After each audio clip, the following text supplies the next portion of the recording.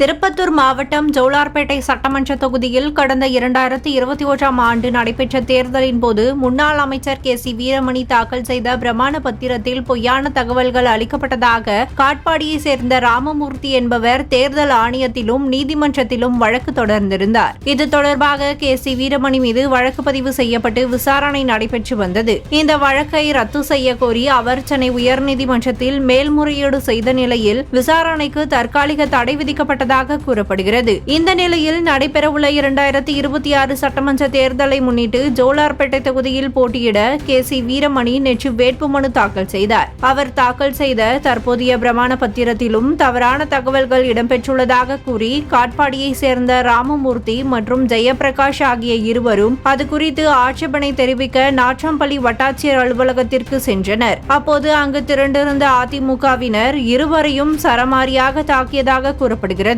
இதை அறிந்த பாதுகாப்பு பணியில் இருந்த காவல்துறையினர் உடனடியாக தலையிட்டு இரு தரப்பினரையும் சமாதானப்படுத்தி பாதிக்கப்பட்ட நபர்களை அங்கிருந்து பாதுகாப்பாக அனுப்பி வைத்தனர். இந்த சம்பவத்தால் வட்டாட்சியர் அலுவலக வளாகத்தில் பெரும் பரபரப்பு நிலவியது.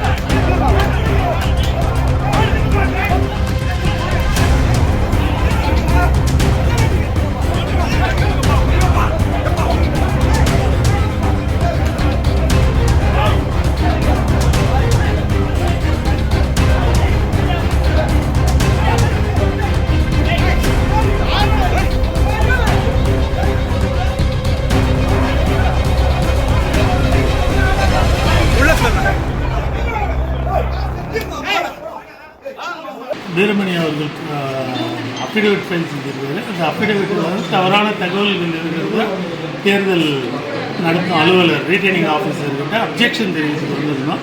எங்களுக்கு தெரிவிக்க விடாமல் வேட்பாளர் வீரமணியும் மற்றும் அவருடன் சேர்ந்து அந்த ஆட்கள் எங்களை வந்து கொலவெறி தாக்குதல் நடத்தி இழுத்து நாங்கள் எடுத்துகிட்டு வந்த அப்ஜெக்ஷன்லாம் பிடிக்கிட்டு போயிருக்காங்க.